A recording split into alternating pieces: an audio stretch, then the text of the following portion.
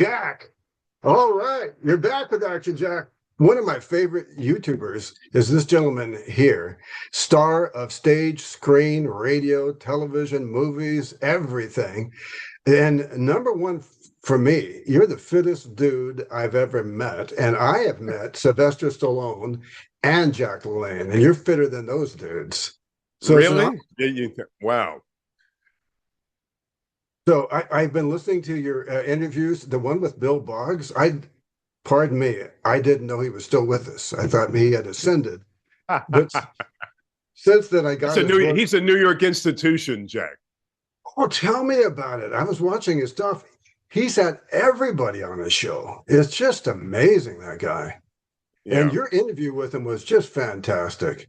So Yeah, he's been on my program maybe 5 or 6 times. A great guy. Great guy.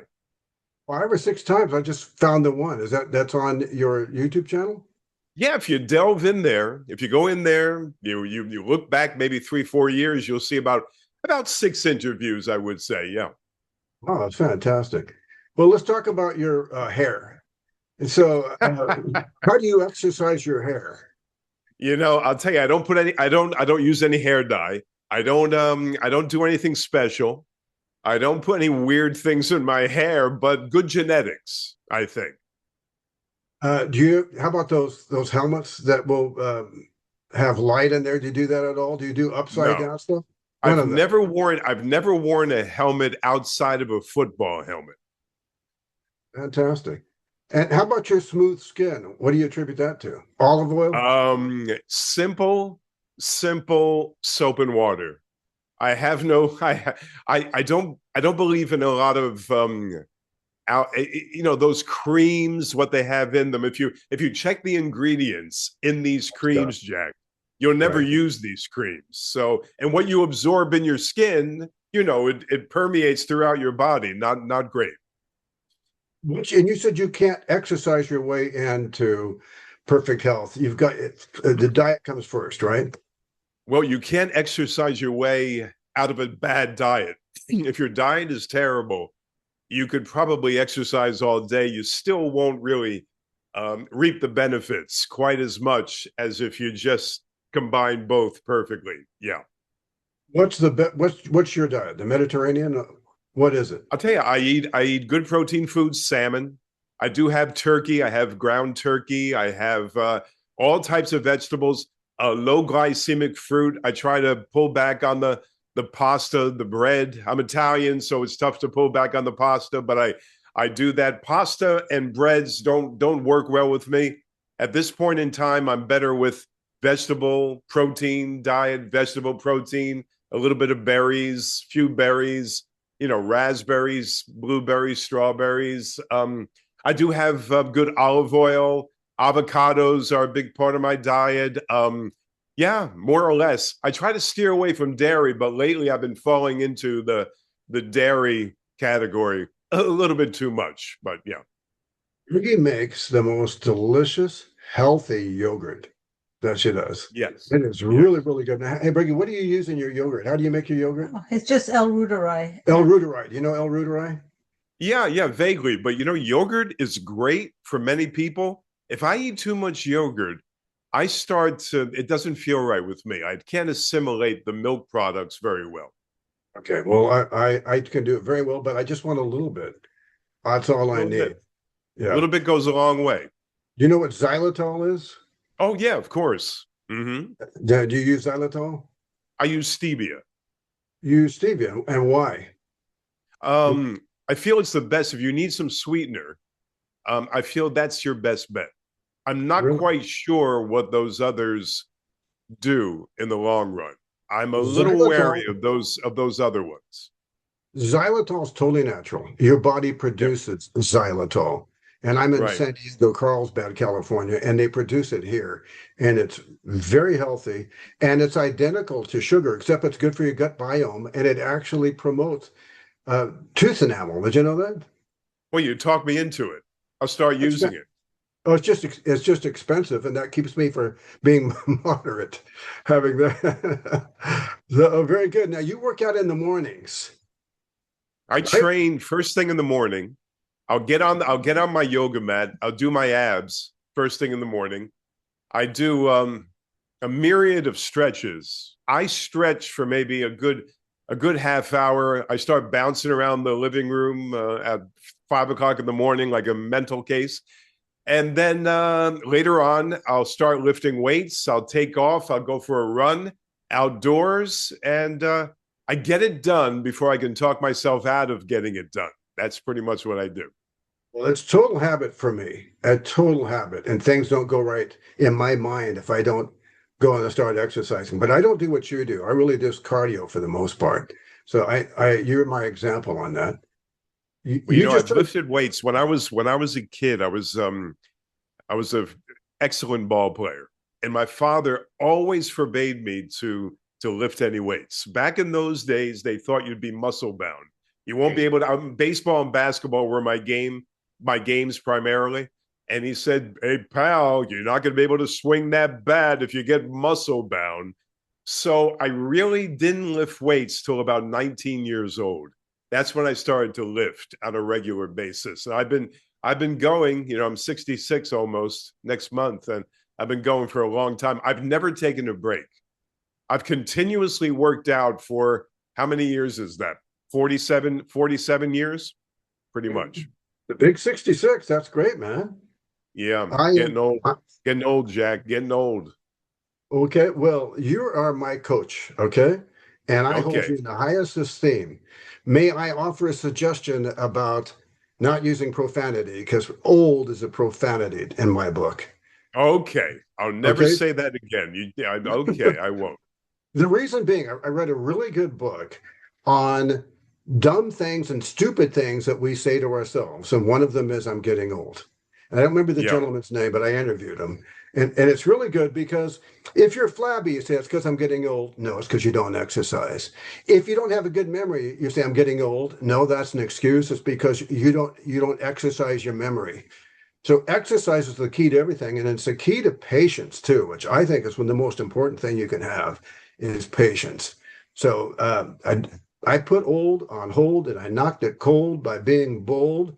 And I interviewed a man who became a very good friend of mine, and he is of Italian, or my best friends are Italian, by the way, almost all of them.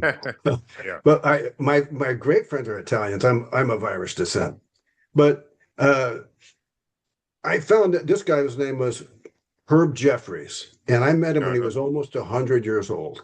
He was you know who he is? No, I heard the name, I think. He had a big hit in the 30s called Flamingo, and who was he with, Bergie? Duke Ellington. Duke Ellington. And he was Irish and Italian, Cecilia. but it's Sicilian. But Uh-oh.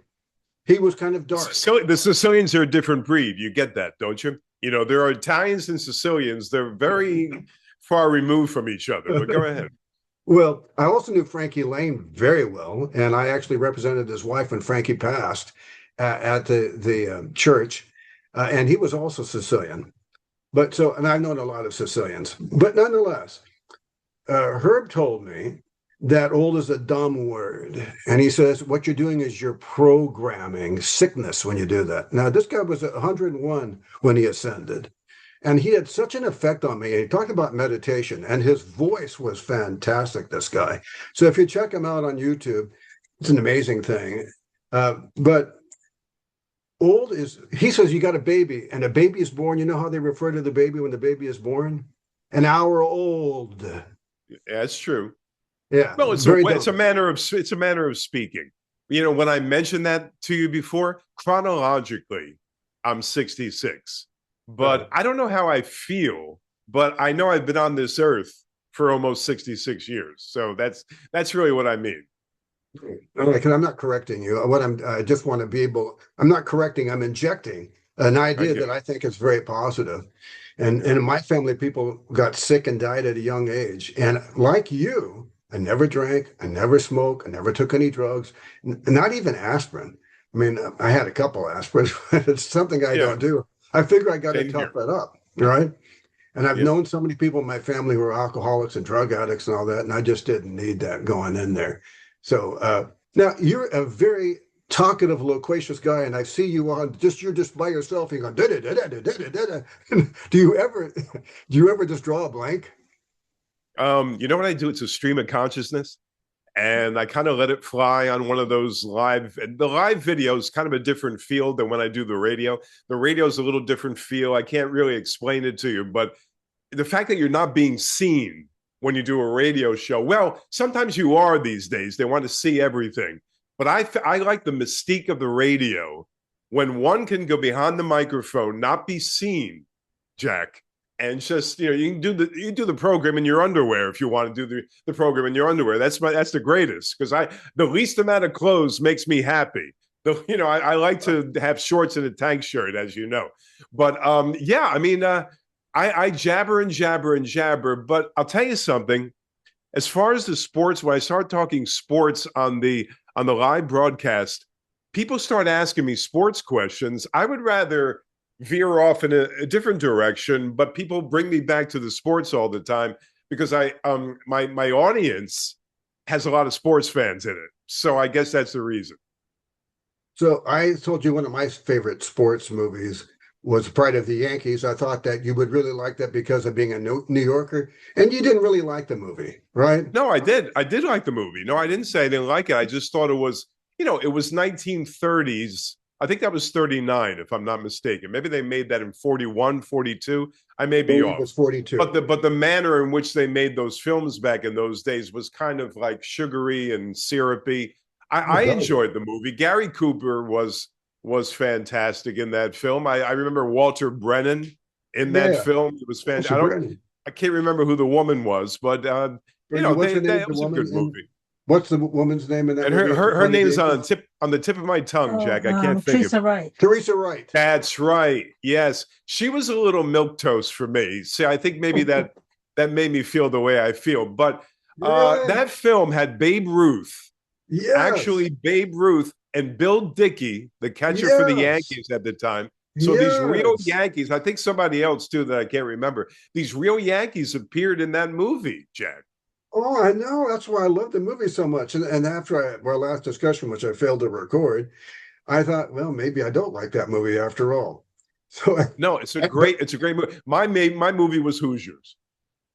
I watched it twice because of you. So thank you. I really enjoyed it, and I viewed it.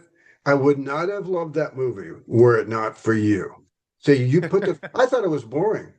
So I liked like 2 minutes. I said, this is no good. But then you told me it was good. So I thought I just got to tough it up, And it was a great movie. Roger Ebert says it's one of the best films he ever saw. Overall, not just sports, overall films.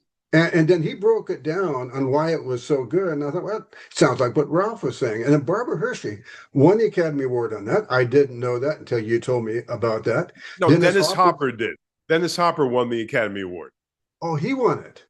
Yeah. Hershey was great. Gene Hackman was great. Hopper won the Academy Award for that. And that's a true story.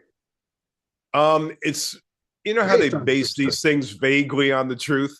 They use some poetic license, but it was mostly the truth. Yes. Tell me about you coach people for working out, and I heard Joe Rogan says you need a personal trainer, and again, this is the excuse that people use. I'm old, but we know that that's not good programming. So it's just that we need training on this, right? So, and you're really a good trainer, and you know that one size does not fit all. It has to be precision based, right? Yeah. I mean, it's like a shoe. I mean, I can't put on your shoe. You can't put on mine.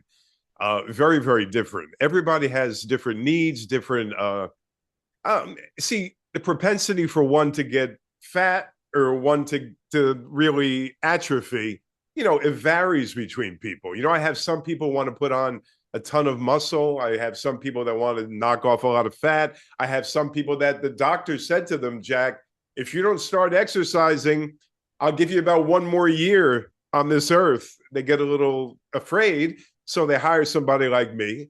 If I may, I can tell folks how to get in touch with me. Is that okay?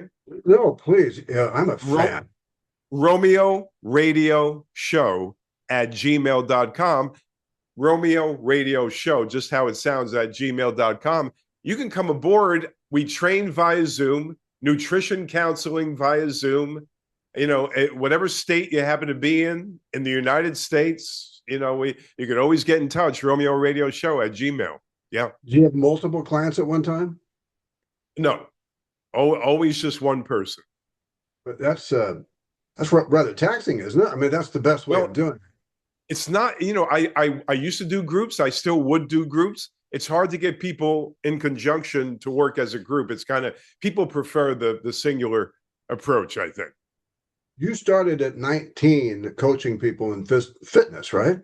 Yeah. When nobody knew what a trainer was in 1979, Jack. Not really. Right. Did you get any celebrities? Yeah, I used to train Ed Koch, former mayor of New York City. Really? I trained I trained Ethan Hawke. Wow. I trained I'm just trying to run down Robert Sean Leonard, another actor from Dead Poets Society, actually, same film. Many Richard Bay, that was a former New York talk show host. Dick Cavett, just to name a few. Cavett. Yeah. Wow. Have you interviewed Dick Cavett? No, because I can't get in touch anymore. He's 100 years old and he won't answer I don't know if he's on social media. I can't get him. I know he's on YouTube. I don't know if you can connect with him. I can't get him. Wow. So he's not 100. I'm exaggerating. He's not 100. I know. So anybody that corrects me is probably 90 by now. Anyway. Well, I got to meet several 100-year-olds that really helped me change my whole view that I'm aiming for 120. I want to be better health then than I am now. And so far, so good. Now, when you train somebody, is it like going to a psychiatrist and you have to train them for life, or did they ever where they got the idea and then they're a self-starter? Some people get hooked. They can't train without me. In other words, if they make one move toward exercise, I have to be there, which is good for me. It's more business. I can't deny that. And then some will train with me for 3 months, 6 months maybe, and then go off on their own way. But eventually, most times, Jack, they come back. They'll go away for maybe a month or two. They'll say, I had better workouts with you.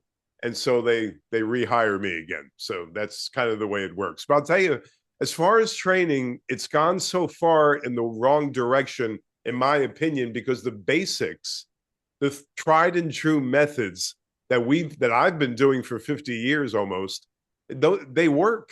If you toy with something a little bit too much, you get a little too cute, you ruin the whole thing. You really do. So I'm very much, not that I don't innovate, I'm not innovative, but I'm very much into what really, really scientifically will work, and the quickest results, the least amount of time spent.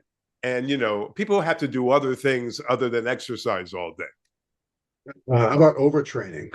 Is that possible? It is possible. It's hard to gauge. People think they're overtrained. The most I can tell you about overtraining, it's a simple test that you can give yourself. When you wake up in the morning, if you're in an overtrained state, your resting heartbeat, Jack, will be higher than normal. My resting and your blood sugar will start to fluctuate erratically a little bit. That it shouldn't do that. My resting heartbeat, because I'm so fit, I'm almost dead. It's like 47 or 48. It's not, but that's because I'm fit. When I'm overtrained, it's more like 53, 54. It doesn't sound like much to a normal person, but that's how I know I'm doing a little bit too much. But I don't worry about that right now, because I found that now I have to exercise frequently every single day with little spurts of exercise throughout the day. That's kind of the way I do it. I do my hardcore stuff in the morning, but if I do nothing after that for the rest of the day and go to bed, I don't know whether stiffen up is the right vernacular, but I don't feel I have to move again, Jack. I have to start to do something physical again. Otherwise, I don't feel quite myself. During COVID, I overtrained. And I was doing chin-ups and all that. And I threw my shoulder out just by going overboard on this episode. Have you ever had an injury? Yeah, my shoulders are pretty good. Shoulders are very delicate, Jack. Shoulders, everybody has a shoulder problem. I'm one of the few that doesn't. I have other things, but yeah, the shoulder you have to get blood in there first before you do anything harsh. Before But you get up on that chin bar, you should hang from the chin bar okay. first, and then proceed to go do your sets. But I'm telling you, you hang with a close. Like for instance, this area. I can show you this area is so the rear part of the delt is so How fit that guy is. open to injury. It's I luckily I have never had that, but you'll get that. You get a close grip on your bar, you hang there for 10, 12, 15 seconds. You get a wider grip on your bar, you hang there for 10 or 15 seconds. Then you kind of just simple kind of movements where you're just getting the blood going there. Then you proceed and do your chins. How many, Pull-ups. how many pull-ups, chin-ups can you do if you maxed I out? can go on for I could go on for I'm a freak. I'm a freak of nature. I can go on. I would say if I want to max out on my now you talk about chin-ups or pull-ups. Either one. What's your best? Well, chin-ups, I could probably knock out about 55 chin-ups. Wow. Pull-ups are different, they're tougher. I'll give you about They are? 25 pull-ups here. Really? You And know, do a you do wide grip pull-up, a shoulder width pull-up. Now, do you hold the bar like that, or do you hold the bar no like like this? this? Okay, because that's difficult. It's not really Right. a natural movement. If you see the way your wrists are, it's not really a this neutral grip is more natural. I see. But yeah. I held the record for an hour at my junior high in Long Beach. 1 hour I had. I think it was 27. I was in eighth grade. It's unbelievable. Well, that gave a new bar for the next guy, who did 28 after me. But I held it there for a little bit. How about push-ups? How many can you do on push-ups? Oh man, I can knock out. I'm trying to think. Now these are good push-ups, not cheap push-ups. These are good push-ups I'm talking about. Right. I've seen the cheap ones. I'd get you 100 push-ups. And do you do them? No, you do them no, every day? you don't need to do that. I would do, I'm talking about all at once. Is that what you're talking about? All at Yeah. once? Right. Yeah, I'll do sets of 25 when I do push-ups, but I'll do it with various hand positions. A closer hand position, a wider hand position, with my feet elevated on a chair and my upper body downward, if you know what I mean. Right. All varying positions to hit that area fully. That's pretty much what I do. Do you know the knees over toes guy on YouTube? Tom Platz. I don't know his name. He's just a It's knees probably over another toes. guy that you're referring to. Yeah. Yeah, he's called knees over toes. But No. anyway, he talks about how to strengthen your knees. And you're 6 foot, right? Yeah. And you're 165? Yeah. More or less. Yes, yeah, watch your show. All Yeah. right. Can you dunk a basketball? No, but I have a good vertical jump. I can't dunk. I can't. Actually, there was a time when I came damn close. I can't say I dunked a basketball, but I could stand and really get pretty high. I haven't, that basketball is my game, but basketball is tough to find, Jack. I can't find people playing basketball anymore very often, except I guess if I searched it out a little bit better, maybe. But as I stand right now, I can't find a basketball game in this neighborhood. So I don't know. There's a board that you put your feet on. It's like this. You know what I'm talking about?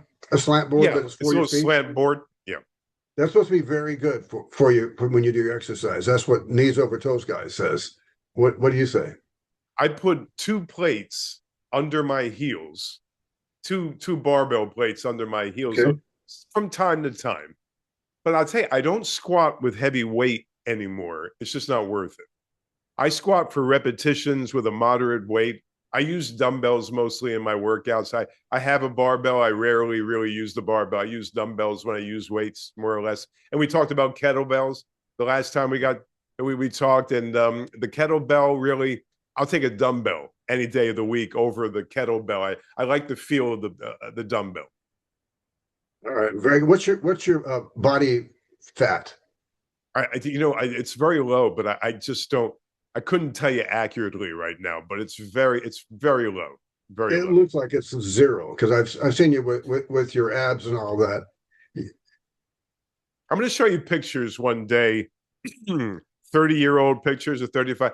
I've never taken a steroid. I'm so deathly afraid. I've never done testosterone. I could probably use testosterone replacement. I don't know what my testosterone is as we speak. I have no idea.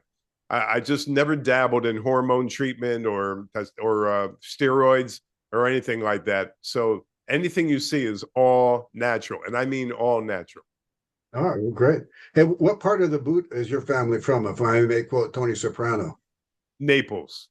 Oh, Naples. Very good. Have you ever been there? Yeah, twice. Yeah. And you got family When there? I was 19, I got my pocket picked in Naples. Yeah. Believe it or not. Yeah. Favorite fighters? Rocky Graziano, Rocky Marciano, because you're Italian? Now you just touched on a sore point. Those sports, I've never followed those sports. I do know, I mean, everybody knows Muhammad Ali, Joe Frazier, all these George Foreman, who else? All the Rocky Marciano, Graziano. If I had to gravitate toward boxing, I would say the middleweights are more attractive to me, like Sugar Ray Leonard and who was the other guy? Oh my God, who was the Hispanic? Jake LaMotta. Jake LaMotta. That Raging Bull was a great film. I don't know much about Jake except for that film. Well, it's according to his. He was there for everything. So you don't like Jake LaMotta. You don't like Rocky Graziano. You don't like Rocky Marciano. What type of Italian are you? I don't say I don't like them. Boxing is not my sport. To me, boxing is pretty brutal. And, I never wanted to box ever because I don't like to get hit. I don't mind hitting somebody. But I don't want to get hit. I was always, the thing was, Jack, I was always acting during that period. So I don't want to get hit in the face in the middle of doing an acting gig. I never really got into boxing very often. I'm hyper empathetic. The last thing I'd want to do is hurt somebody. The last thing I'd ever want to do. But I really like that. To me, that's a real sport. That and wrestling. How about wrestling? Were you good at that? Not at all. I never was. My idea of a good afternoon is not grappling with another guy, pulling on his groin and him pulling on my groin. It's not exactly my idea of a fun afternoon. No, and they always have to make weight. When you're a young guy and you have to make weight all the time, it's not good. It's not healthy. So we didn't have a wrestling team in my high school. So that's part of it. No. Right. One of your movies, I've seen you go over your movies when you're in a spontaneous state. I agree with every movie that I know of. When you say it, I go, yeah. And one of my favorites, boxing again, On the Waterfront with Terry Malone. That was such a great movie.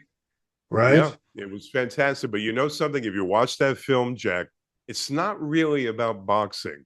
No, it's a love story between the two. Eva Marie Saint, who's still with us, by the way. Eva Marie Saint and Lee J. Cobb, of course, was fabulous.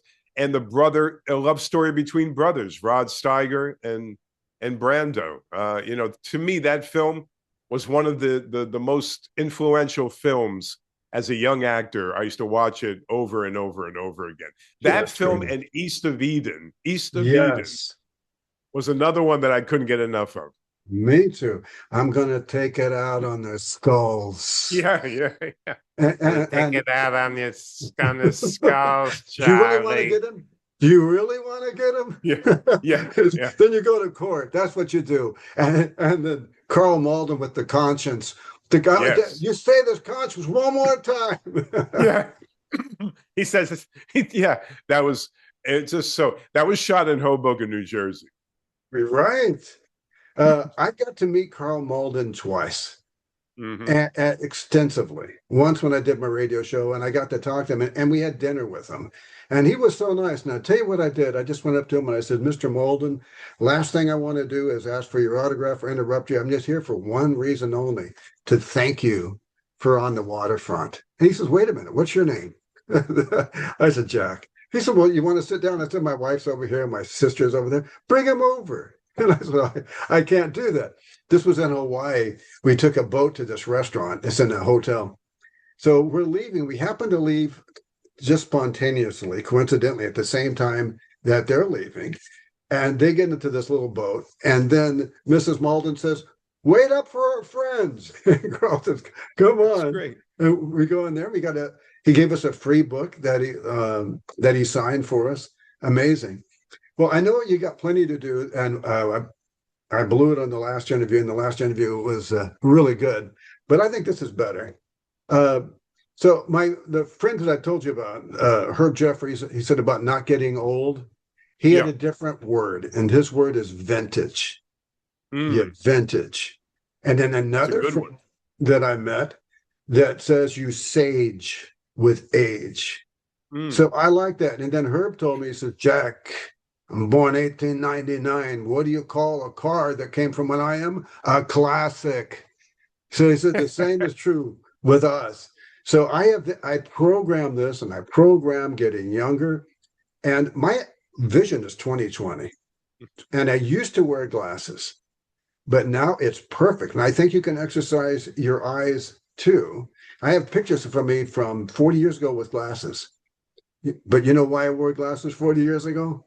I liked the way they looked. I had the same John Lennon glasses, and I faked my vision just enough so I can get my glasses. I wear these to change my look once in a while. They don't do me much good. You probably heard me talk about my vision, which is poor. I'm going to try what you said because it hasn't worked for me so far, but because they say I have astigmatism they can't correct. I don't know. Well, they say a lot of things that aren't true. And it's often the people who are benefiting from you going with astigmatism that you want to see it. So I've trained my eyes just to I can read the smallest print. I can read from far away. And I know glasses weaken them. So I just avoid that as much as I can. And I'm just so blessed to have great eyes. But the best thing I do that I believe gives me an advantage is I pray and meditate. Are you a meditator? Meditator, yes. I think it's very important. I think prayer, if you do it in a way that you find rewarding, is meditation.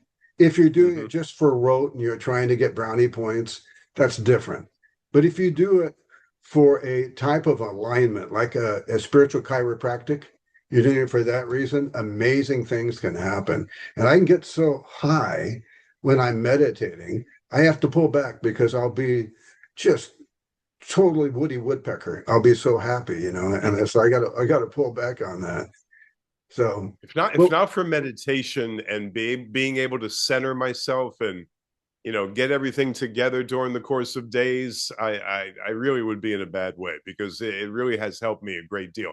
I do my own private type of meditation that I've kind of concocted within my brain, and it works for me. But I do know exactly what you're talking about. Yes. You've not written a book yet, right? No. Have you? My wife wants to write a book. I would help her with her book before I do mine, if I ever do mine. But she wants to write a book about her life, which was quite eventful. Are you going to work with her to do that? Yeah. In fact, when we first met, we were talking about writing that book. In fact, one of our first conversations was about the book she was planning to write, which hasn't, that was 6 years ago, which hasn't been written yet. But she actually used it as a ploy to meet me. It was our first conversation, Jack. She called me on the phone, the first time ever on the phone. This is December or January of 2020. And she called me and said, with this little voice, she sounded so sweet on the phone. And here she is right here. So sweet on the phone. Hi, is this Ralph? I said, now you should see her. She's bold as can be. Hi, is this Ralph? I said, yes, this is Ralph. He said, hi, I just wanted to talk to you. And we were back and forth on Facebook a little bit. Yes, babe. Now you got me. Now you got me. There's nothing else. But we've tried to write this book many a time, and we weren't really we haven't gotten it done yet, but we will one day. Then I'll write my book maybe afterwards.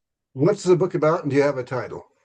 Yeah, it's well, no title necessarily. It's more or less about a very difficult time that my wife had with abuse in her early days and through her later years also. It's we haven't come up with a title yet, but we'll throw a few titles around before that time. Oh, she has a working title that I don't know Okay, about. What's the great. title? What's the title? Oh, Love Notes Before Sunrise Oh, that's is what Cindy fantastic. is. That's Cindy's working title right now. This is the first time I've Oh, seen it. Love Notes Before Sunrise. Yeah, first thought, best thought. That's what Paul McCartney says. And that's right. I would go with that. I met Tony Robbins. Tony Robbins told me, Ken Blanchard, who wrote the 1 Minute Manager. Mm-hmm. He says less, of course, they didn't originate this phrase, but less is more. And so Oh I yeah. wrote a book here. It's called The Time Genie. Hold it like this. It's got a glare on it. Let's see. Yeah, I can't catch the title, but what is the title? The Time Oh, I Genie. got it now. The Time Genie. I got it. Yep. So I wrote this book. I did 1,000 copies. I sold all 1,000 in a nanosecond. I went Wow. on public access television, and the book went up at one time. I think it was $750 for a used copy. I didn't push it because I didn't want to be a book salesman. I have this what I want to be able to do, but this book is really good, and it was the people who read this gave it great reviews. So if you went on Amazon, there's always used copies I found. If I was on Uh-huh. public access or something that where people are going to want to buy it, that's going to put the price up. But this is really good. Now I'll tell you how I wrote it. Are you ready? Yeah. I wrote it with joy. Hmm. So there was and I wanted it to be short, sweet, and memorable and funny because I also came from trauma university too. Mm-hmm. But I didn't Yeah. put that in there. I just did it generically because all of our traumas are different. But uh, I read a book called Psycho-Cybernetics by Dr. Maxwell Maltz. Have you ever heard of it? Mm-hmm. Have you? No. Okay, it's a fantastic book. It sounds like it's some type of nutty book, the title, but it sold millions. And Dr. Maltz was a medical doctor and he specialized in plastic surgery. Plastic Mm-hmm. is a word that's found in Greek, it's in the Bible, and it means moldable or formable. So you form something, and how you can form a positive mental attitude. And he found out that many people that suffered abuse and trauma replay it over and over again in their head. And Mm-hmm. he says what they need to do is write it out. And when you write it out, it becomes right. You write the right. And he says you ask your subconscious mind to feed you so you can write this book. So, and he said you could do this with many things, including writing jokes. You can just add to your subconscious mind, I want to write a joke on this. So I tested it out and I asked my subconscious mind, what can I write about that's going to help people? And my subconscious mind said, overcoming stress. And I said, Hmm. really? Because I overcame stress. One time I was diagnosed with cancer and I was given a few weeks to live. And then I started reading all this positive stuff because when Briggy found out I was going to die, she broke. And I told her, Hmm. Briggy, everything's going to be fine with the insurance. You meet somebody better than me. I know you she, said that. You said that when we spoke. That's very interesting. she didn't think How this at long have all. you two been together, by the way? Married over 50 years. 50 years we just did. And we met when we were 18, and she was the perfect person for me, Ralph. Well, So anyway, the secondary title, it goes along with the other, and it's a memoir of love, survival, and the man who saved me. That's the addition to Cindy, and she's talking about. Now I say that with a very modestly because she's talking about me, about the man who saved her, and that's really that's her entire title, and just so wow. people. So she does have this all in the works here, and we want to get it done. But anyway, I'm listening. Go ahead. Well, so that's so good. Briggy was just going, oh, it's so And this good. is our cover here with our this is the cover of the book. Oh, wow. Well, so you're really doing it seriously here. Yeah, Oh, and that's that is Cindy's. That's one of Cindy's eyes there, as you see. Oh, and The other one is hidden very artistically. The other one's hidden. oh that Yeah. oh, that's so good. That will just be fantastic. You can with your radio show and all that. It's just a Oh, natural. well, I'll tell you, if you go to Ralph Romeo TV, and by the way, Jack, I don't come on here just to promote my stuff, but I'm glad you. Thank you for allowing me to do it. That's not my primary goal here, but Ralph Romeo TV, and you can come aboard and make sure you're there. Afternoons, I'm there almost every day, and we talk about everything. I mean, I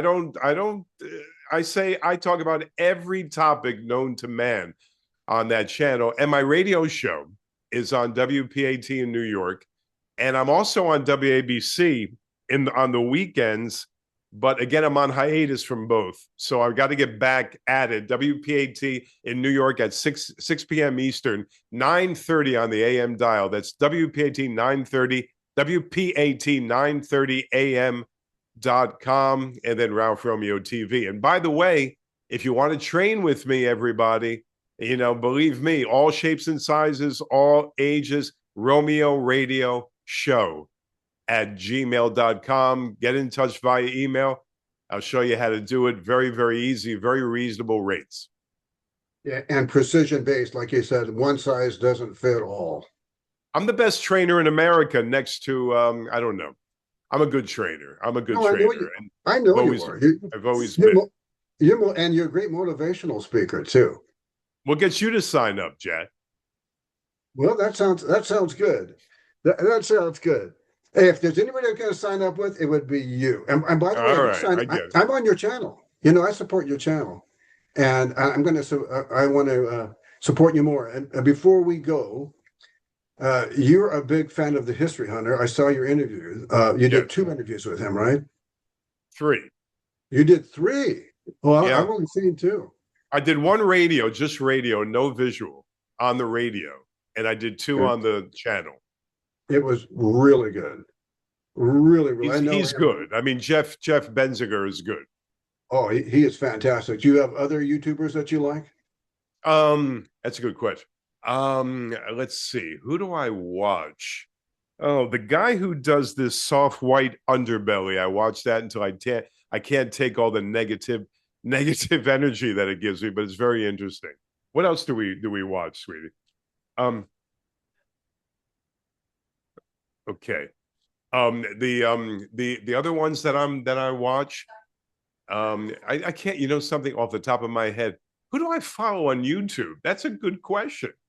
My God, I don't have any off the top of my head. I just kind of go back and forth throughout. I was watching this one guy, this one Italian kid, just today. I got to check my phone, and I got to give you the name of this guy because I just watched him today, and I watched him a few times, and he was good, very good. Give me a second. I can't get it. I'm sorry.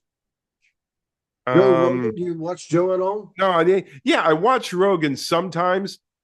Frankly, I don't see the big deal about Rogan himself, but if he has an interesting guest, I'm there, and I'm listening mostly to the guests, not necessarily to Rogan. To be honest with you, this guy, right? I watch a little Matt Walsh. That's right, Peter. Okay. This guy's name is Peter Santorello. Oh, I love him. Oh, he's very good. Oh, he's very good, and he has a nice demeanor, and he's very good. I think you could interview him. He lives in. Yeah, he lives in Florida. You got to put it back. I can't. It got. Cindy wants to tell you one more thing. She wants me to tell you one more thing about this. Okay, what do you want me to? Oh, okay. We did a video. Now, if people want to get the idea of what Cindy's book is going to be geared toward, we did a video, and it's called. It's on my channel, Cynthia Romeo, and a little bit of her story. That's how we entitled it. So if you folks want to go back and look at that little thing that we did together, this is after we were together and we sat down. I had interviewed Cindy about her past on radio before we ever met. So we were talking on the phone, and she was stalking me on Facebook, and we were talking on the phone, And I got her on an interview on WPAT, which is in the archives, and that's a fantastic interview also. Oh, wow. Well, I've got a lot to learn. One of my favorite YouTubers may not be your style. I don't know, but I'm a sponge for wisdom literature. So Right. and by that I mean scriptures for the most part. But I'm anything has to do with proverbs, aphorisms. I'm just into it. And so I taught myself Latin, Greek, Hebrew at a very young age, and I just love it. And it's always about kindness, loveness, patience, all that. That's all I'm about. So there's an Italian of a Canadian. His name is Shade Stone. That's his name on YouTube. He's fantastic. He is so fantastic. He's the first person that I ever thought I can listen to when it talks about uh, scriptural and biblical ethics, because most people say one thing and they do another. But he is so consistent, so sharp, and very educational. You listen to his stuff, it just lifts your spirit. He is so good. So it's Shade Stone. He's on YouTube, and just really good. You've got to work hard not to like this guy. So he's fantastic, just like I'm going you. to check it out. I'll check it out. Yeah, Shade Stone, and you also want Action Jack on YouTube. And I want to get into I just did an interview on uh, Zoom with the History Hunter. I didn't want to touch what you guys did, so I went and knew it wasn't good, man. I am rusty. No, I got news for you, Jack. I have no idea what I'm going to ask these people 5 seconds before we go on. I have no script. I just all off the top of my head. I've always been that way. What I can retain up here, that's what comes out. Oh, for me, that's the way to do it. I do that when I do speeches too. I just wait till I get in there and then I let the spirit move me. But the main thing is I want to lift people up because my name, Jack, I wrote an acronym, stands for Joyfully Advocating Christian Kindness. And I'm That's there as beautiful. a Jack. And I use that to ratchet people up just one step at a time. It's always precision based. And I'm there as a ratchet, not a hatchet, always precision based listening to see how I can help them, because that's the most important thing I can do is to help people. And I'm just so blessed. So, and like I said, we've been married 50 years. You and Cynthia are invited to our 100th anniversary, All right, we'll be there. April Now 23rd. we've just been married 4 years, so we pale in comparison to you two. I think one of the things that's never good is comparing yourself to anybody, right? I'm just It's kidding never you. going to. No, but I can tell your love is so fantastic and so great, and it really makes us rejoice to know that you two are together and you're meant for each other. So that's a great thing, Ralph. And the way you refer to your wife, I mean, I know you two are madly, madly in love after all these Yes, years. I can tell. yes. Bride. I use word plays constantly. So bride stands for best reason I Yeah. do everything. Best reason I do everything. Wife stands for why I feel excited. Husband stands for honorable, understanding spouse, behaves adorably, not deplorably. And marriage stands for my amazing romantic relationship is a gift everlasting. And in my book, which you can't get anymore unless you get the used copy, I have over 100 acronyms that are original in there.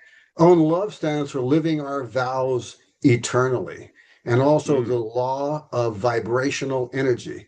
Because when you love something, it energizes you. When you hate something, it's going to tear you down.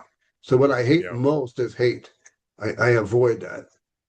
So anyway, it's been a privilege to get to meet you. Hope all goes well on your end, and I hope our recording went well. And Any any final words? Thank you, Briggermeister. Final words.